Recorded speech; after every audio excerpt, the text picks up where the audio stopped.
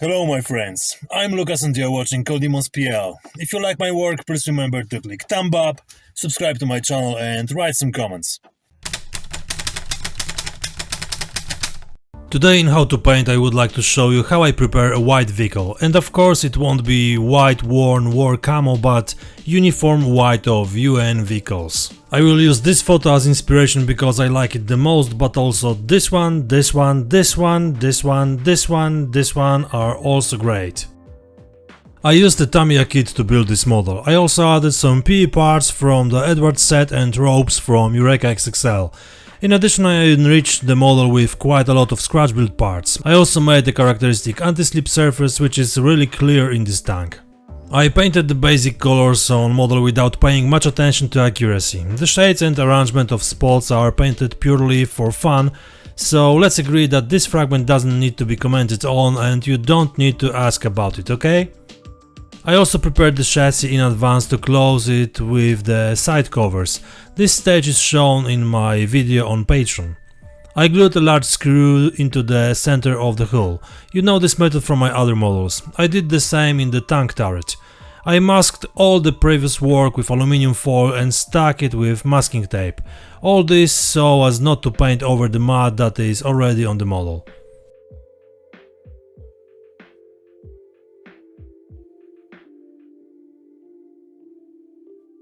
I'm starting painting, and keep in your mind one most important word of today's film – contrast.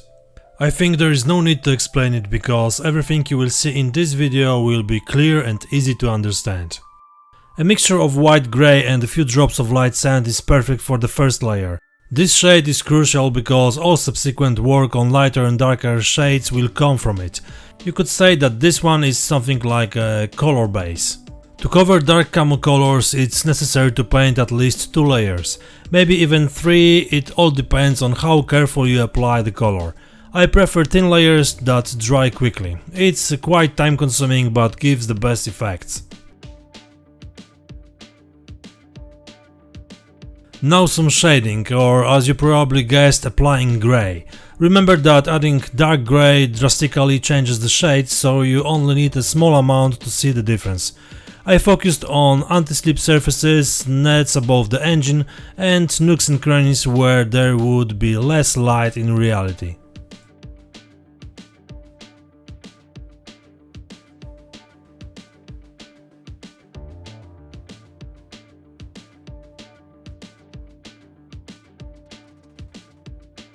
Pure white is enough for highlights. All large and flat surfaces, protruding elements and details must be painted in this color.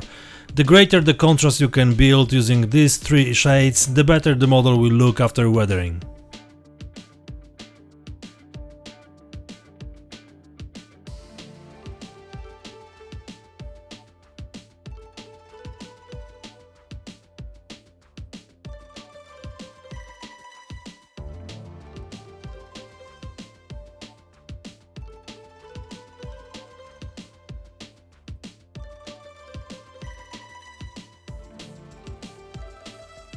After you finish working with the airbrush, you need to grab a regular brush and start painting the smallest elements that have not yet been properly brightened. White acrylic paint is best for this. It's worth painting all screws, edges and thin elements this way. This is the next stage of building contrast. I didn't need too many paints to paint the details. With a good thinner and good brushes, work goes quickly and efficiently. There are no United Nations markings in the set, so I used what I had in my collection. If you don't have this, you can buy sets, especially for Leclerc, where you will find full sets for several different vehicles.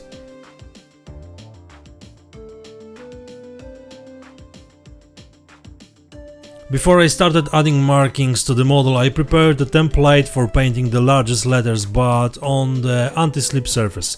Applying transfers there could have been a failure, so I didn't want to take the risk and waste time fighting with the material. A piece of masking tape, a pencil and a hobby knife were enough to make a simple template. It took a few moments to paint it. The most important thing is to mask the surface well so as not to spoil the previous work.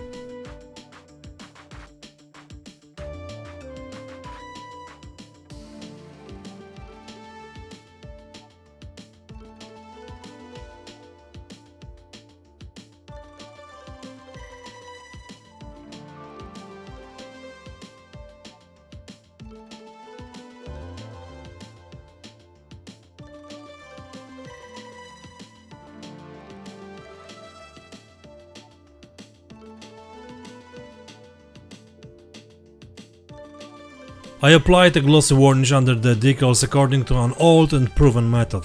In this way applying the transfers was pure pleasure. And yeah, I know that the registration plate is not for this vehicle, but I didn't have another one and trying to change the sticker wasn't possible. Of course, all decals were softened with liquid and incorporated into the paint surface.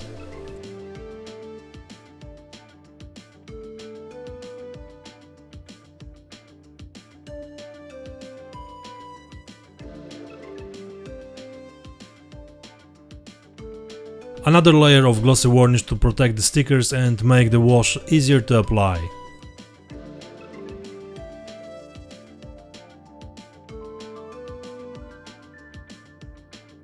Even before I started applying the wash, I remembered to make a few scratches on the non-shiny white. I soaked the surface but gave up trying to remove the paint with a brush and immediately started working with a stronger tool. I think this is what caused the corresponding damage to the paint.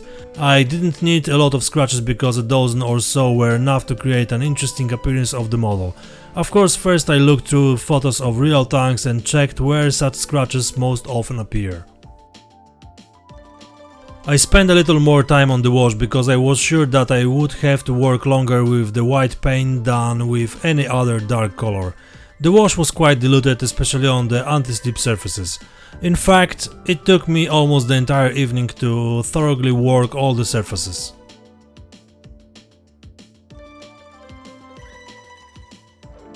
Having couple seconds, I would like to mention my friends who are my awesome patrons. The people who help me the most are Bulldog09, Christopher Obarski, Dan Dibua, Dan Mike Shack, Hans Zapp, Karsten Keddy and Steve Ankin. But the people listed just now are also my great patrons. Please don't forget that you can be one of them. And I realize it's not easy these days, but if you have a few bucks you could drop in my cup, that would be great. More specifically, I would like to suggest that you consider joining using the 7 days free trial, which will give you the opportunity to carefully check whether what I publish is worth your support for me. After 7 days you can quit or join my group. Thanks! I returned to anti-slip surfaces, lightening the stack particles with weathering pencils. These two colors were perfect for this purpose. It's very easy work, and in this case the effort required in relation to the effect is extremely beneficial.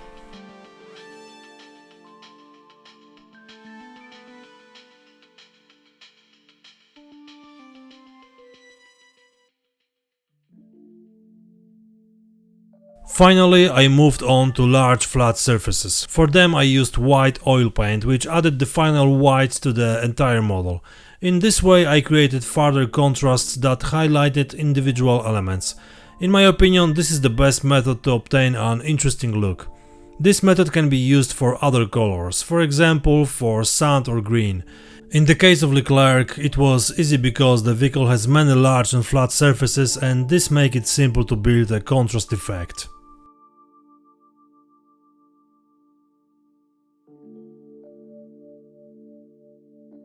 And finally, see what the model looks like after complete weathering. If you would like to have it in your collection, just let me know. What you see now is for sale, like all my models. Thanks for watching, don't forget to click like, subscribe to my channel and write some comments. That's all for today, see you next time, cheers!